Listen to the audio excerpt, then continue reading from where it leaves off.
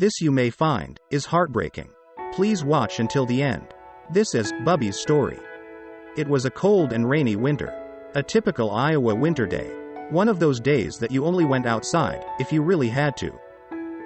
I thought I heard the sound of a little kitty crying. But we had no little kitties.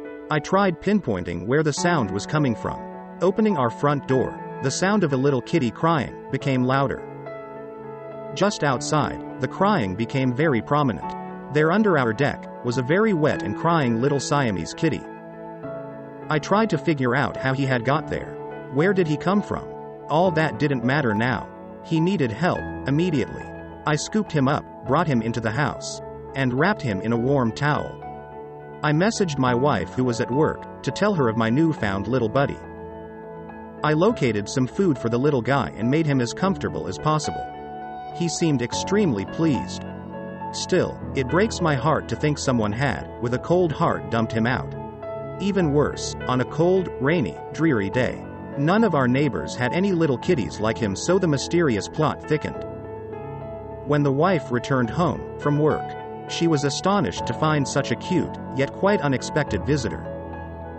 She too was just as perplexed by his sudden arrival and how he got here, as was I.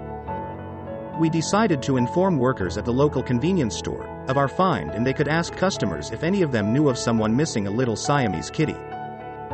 The wife and I agreed to keep spreading the word, and we would give it a few weeks for someone to claim the precious little fella. If by some chance no one claimed him by then, we would offer him a forever home.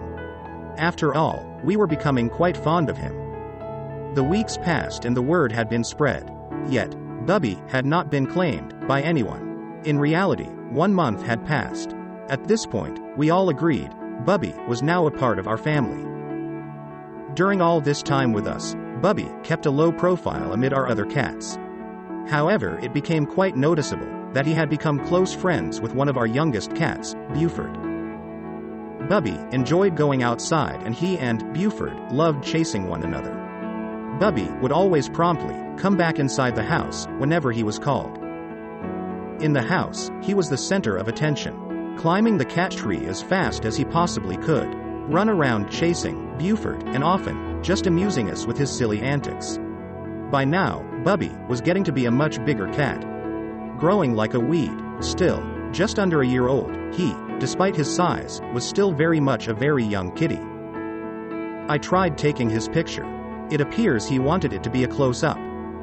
As time passed, our relationship with Bubby became stronger and more concrete. He had our hearts wrapped around those, by now, big paws. And he knew it. One evening, when called to come in, Bubby failed to show up promptly, as he normally would have.